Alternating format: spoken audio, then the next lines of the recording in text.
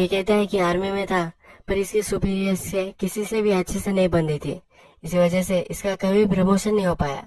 एक दिन ये ग्रैंड से खेल रहा था, इसकी जो पेन थी ये निकल गई थी और इससे इसका एक्सीडेंट हो गया। इसकी आईसाइट चली गई। इसने सबको बताया कि इसने जो पेन है वो अंदर ही डाल कर रखी थी, पर इससे कुछ फर्क नहीं पड़ा। फ्रैंक उस पर बहुत ही चिढ़ जाता है, उसका गला पकड़ लेता है। अपने ब्रदर से बात कर कर वहां से फ्रैंक चला जाता है। नेक्स्ट दिन हमें दिखता है कि फ्रैंक के पास एक गन होती है। इस गन को तोड़कर वो फिर से जोड़ रहा होता है। वो चार्ली को बताता है कि मेरा टाइम काउंट करो। उसे 30 सेकंड ही लगते हैं, उसे 25 सेकंड चाहिए होते हैं। चार्ली ये गन देखकर डर गया होता है। फ्रैंक अपने आप को मार सकता है ऐसा उसे लगता है। फ्रैंक को अभी भी कुछ चीजें करनी होती है, तो फ्रैंक चार्ली को कहता है कि और एक दिन तुम रुक जाओ। चार्ली कहता है कि मैं यहाँ रुक सकता हूँ, पर तुम्हारी जो गन है ये तुम्हें मुझे देनी पड़ेगी। फ्रैंक कहता है कि मैं कर्नल था, मैं कभी भी अपने आर्म किसी को भी नहीं देता। चार्ली मार नहीं रहा था तो उसे सिर्फ गोलियां दे देता है। चार्ली जब वहां से जाने लग जाता है तो उससे पूछता है कि तुम ऐसा क्यों कर रहे हो। चार्ली कहता है ये गलत है, सही गलत में फर्क मैं जानता हूँ। फ्रैंक कहता है कि ऐसी कुछ भी चीज नहीं होती, तुम्हें जो करना है तुम वो कर सकते हो। फ्रैंक इस पर बिलीव नहीं करता। फ्रैंक और चार्ली सिटी में घूमते हैं। फ्रैंक शेविंग वगैरह करता है। जब वे रास्ते से चल रहे होते हैं तो फ्रैंक उससे पूछता है कि और भी तुम्हें कुछ चीज खाई जा रही है, मुझे तुम्हें बता दो। चार्ली कहता है कि मुझे ब्राइब दी गई थी, मैं अगर हाँ कह देता तो मैं हार्वर्ड में जा सकता हूँ। फ्रैंक कहता है कि तुम्हें ये ले लेनी चाहिए, तुम्हारा जो फ्रेंड है ये बहुत रिच है, उसके फादर उसे वहां डाल सकते हैं, पर तुम्हें कोई भी हेल्प नहीं करने वाला। तुम्हें चांस मिल रहा है तो तुम्हें ये ले लेना चाहिए। चार्ली उससे कहता है कि मैं नहीं करने वाला। फ्रैंक उससे पूछता है क्यों नहीं करने वाले।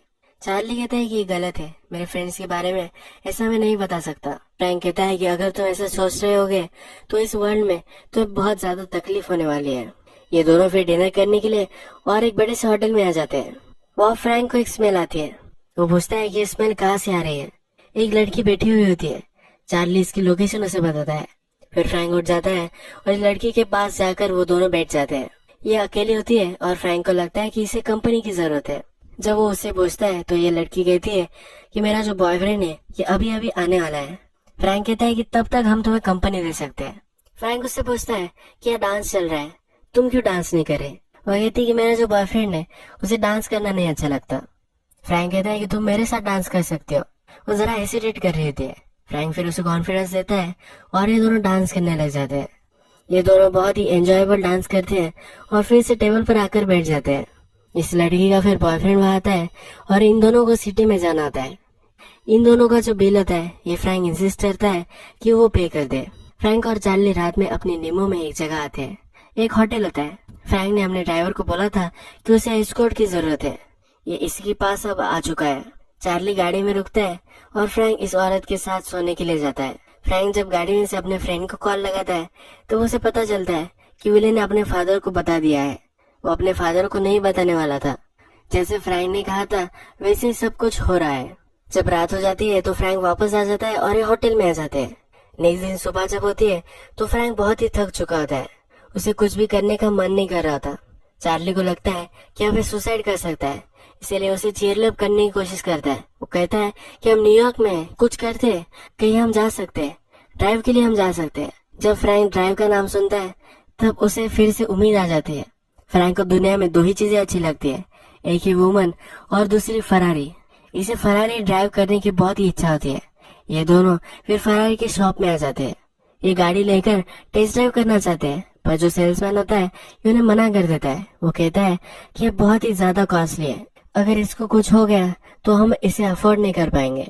फ्रैंक बहुत ही पर्सपेसिव होता है और जो सेल्समैन होता है इसे वो ब्राइब दे देता है, $2000 इसे दे देता है। उसके बाद ये ड्राइव करने के लिए गाड़ी को बाहर लेकर जाते हैं। चार्ली गाड़ी बहुत ही स्लोली चल रहा होता है। थोड़ी देर बाद एक सुनसान जगह पर वो आ जाते हैं और अब फ्रैंक गाड़ी चलाना चाहता है। फ्रैंक को कुछ दिख नहीं पाता तो चार्ली को बहुत ही डर लग रहा होता है। फ्रैंक को कुछ भी फर्क नहीं पड़ता और इस गाड़ी का जो मशीन है इसको उसे फील करना आता है। वो बहुत ही जोर से गाड़ी चलाता है। ड्रिफ्टिंग भी इस गलियों में वो करता है। एक पुलिस ऑफिसर इनको देख लेता है और पुल ओवर करता है। फ्रैंक जो होता है इससे आई कांटेक्ट नहीं बनाता, जिससे उसे पता ना चल सके कि अंधा है। तो ऑफिसर से सॉरी कहता है। वो कहता है मेरे बेटे को इस कार का स्पीड देखना था, क्या मैं इसे डिसअपॉइंटेड कर देता। ऑफिसर कहता है कि हाँ, ऐसे तुम्हें करना चाहिए। फिर ऑफिसर इसे छोड़ देने वाला होता है क्योंकि ये कर्नल है, ये उसका रिस्पेक्ट करता है। ये टेस्ट टैग हो जाने के बाद फ्रैंक बहुत ही थक जाता है। चार्ली फिर उसे होटल में लेकर आता है। चार्ली को वो कहता है कि मुझे सिगार चाहिए। ये सिगार लाने के लिए एक बहुत ही दूर के स्टोर पर उसे वो भेज रहा होता है। चार्ली जब नीचे जाता है तब उसे पता चलता है कि कुछ ना कुछ तो गड़बड़ है। वो फिर से होटल रूम में आ जाता है। जब वो रूम में देखता है तो कर्नल ने अपने जो यूनिफॉर्म है वो पहन ली है। उसके पास गन है, उसमें बुलेट्स है और वो अब खुदकुशी करने वाला है। चार्ली उसे रोकता है। वो कहता है कि मैं तुम्हें ये करने नहीं दे सकता। कर्नल कहता है कि मैं करने वाला हूँ, तुम मुझे रोक नहीं सकते। अगर तुम यहाँ रुके तो मैं तुम्हें भी मार दूंगा और अपने आप को भी मार दूंगा। चार्ली उसे कहता है कि प्लीज ये गन रख दो, तुम पेन में हो। फ्रैंक कहता है कि तुम्हें क्या पता कि पेन क्या होता है। फ्रैंक कहता है कि मैं तुम्हें भी मार दूंगा, वैसे भी तुम्हारी लाइफ खत्म हो चुकी है, इसके बाद तुम्हारा करियर ओवर हो जाएगा। जैसे तुम्हारे पेरेंट्स जीते थे वैसे तुम्हें जीना पड़ेगा, क्योंकि तुम अच्छे से स्कूलिंग अफोर्ड नहीं कर पाओगे। चार्ली अभी भी मान नहीं रहा था। कर्नल से वो गन छीन लेता है। ये दोनों झगड़ने लग जाते हैं। कर्नल फिर से अपनी गन ले लेता है। कर्नल उससे कहता है कि अब मैं तुम्हें मार देने वाला हूँ। वो काउंट करने लग जाता है। चार्ली कहता है कि वैसे भी मेरी लाइफ ओवर ही है, अभी अभी तो तुमने कहा है। कर्नल फिर कहता है कि मुझे डाउट है कि मुझे करना चाहिए या नहीं, और फिर वो गन रख देता है। फ्रैंक फिर चार्ली से ड्रिंक मांगता है और ये दोनों काउच में बैठ जाते हैं। फ्रैंक कहता है कि इतने साल मैं ये सब जीता रहा, मेरा एक ही गोल था कि मुझे भी एक कंपनी चाहिए थी, जैसे वाइफ होती है उसी तरह से कंपैशनेट उसे कोई चाहिए था। चार्ली कहता है कि तुम अभी भी वो सब पा सकते हो। चार्ली उसे मजाक मजाक में कहता है कि तुम कंपैशनेट हो, तुम इजी हो, तुम्हारे पास रहना बहुत ही फन है, और तुम जब ट्रैवल करते हो तो बहुत ही फन बन जाते हो। फ्रैंक भी ये मजाक में लेता है। फ्रैंक उससे पूछता है क्या तुम मेरी मजाक उड़ा रहे हो। फिर ये दोनों इसमें हंसने लग जाते हैं। अब इनका फिर से घर जाने का टाइम आ जाता है। जब ये कार में होते हैं तब चार्ली को कॉल आता है। उसके जो प्रिंसिपल थे उसने इन्हें कॉल किया होता है। जब ये घर जाएगा तो एक बड़ी सी मीटिंग होने वाली होती है। इसमें ये जो सब इंसिडेंट हुआ है इसके बारे में हियरिंग होने वाली होती है। चार्ली को उसके स्कूल में फ्रैंक छोड़ देता है। जाते हुए उसे कह कर जाता है कि मैं ठीक हूँ, कोई प्रॉब्लम नहीं है। चार्ली का जो फेस है वो फील करता है, वो कैसे दिखता है ये उसे पता करना होता है। जो हियरिंग थी वो अब स्टार्ट हो जाती है। चार्ली यहाँ बैठा हुआ होता है। विली जो था उसके पेरेंट्स भी यहाँ आए हुए हैं। प्रिंसिपल है फिर रूम एड्रेस करने लग जाता है। वो कहता है कि हमारे जो इंस्टीट्यूट है इसकी इंटीग्रिटी का सवाल है, इसीलिए बहुत ही स्ट्रिक्टली ये कमेटी के सामने सब फैक्ट्स डाल रहा होता है। ये फिर विली को प्रेशराइज करता है। वो कहता है कि जो भी सब हुआ था मुझे क्लियर कट बताओ। विली कहता है कि मेरे कॉन्टेक्ट लेंसेज जो थे वो ऑन नहीं थे, मैं कुछ भी बता नहीं सकता। उसे बहुत ज्यादा प्रेशराइज करने के बाद अपने फ्रेंड्स के नाम वो बता देता है। अबे चार्ली से क्वेश्चन पूछने वाले होते हैं तभी वहाँ फ्रैंक आ जाता है। ये फ्रैंक से पूछता है कि तुम कौन हो। फ्रैंक कहता है कि इसके पेरेंट यहाँ आ नहीं पाए, मैं उनका अच्छा सा फ्रेंड हूँ, मैं इसके पेरेंट्स के बिहाफ में यहाँ बैठने वाला हूँ। प्रिंसिपल फिर चार्ली से क्वेश्चन पूछता है। तो उससे पूछता है कि तुम्हारी तो आईसाइट सही है, तुम बता सकते हो कि ये 4 लोग थे या नहीं थे।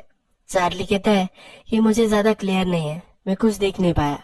उसे फिर से एक चांस देता है पर चार्ली कुछ बताता नहीं। फिर ये जो प्रिंसिपल होता है कमेटी को कहता है कि जो विली था इसने कॉन्टेक्ट लेंसेज नहीं पहने थे, इसे हम कुछ बुलवा नहीं सकते, पर ये जो चार्ली है इसने सब कुछ देखा था, ये बिक चुका है, इसलिए हम इस पर वैल्यू नहीं कर सकते।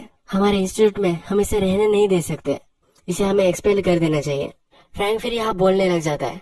वो कहता है कि तुम ऐसा कैसे कर सकते हो, जो एक्चुअल कल्प्रिट है उन्हें छोड़कर दे रहे हो और इसे तुम सजा दे रहे हो, और इसने ऐसा किया भी क्या है, उसके फ्रेंड्स के लिए कवर कर रहा था, इसके पास इंटीग्रिटी है, इसकी इंटीग्रिटी मेंटेन कर रहा था, इसे बोलने के लिए बोलकर तुम इसे स्नीच बना रहे हो। इस इंस्टीट्यूट में तुम सब लोगों को स्नीच बना रहे हो, ऐसे तुम रियल वर्ल्ड में कैसे जी पाओगे। कोई भी तुम्हारे सामने अगर मुश्किल आ जाए तुम इससे डर कर भाग जाओगे।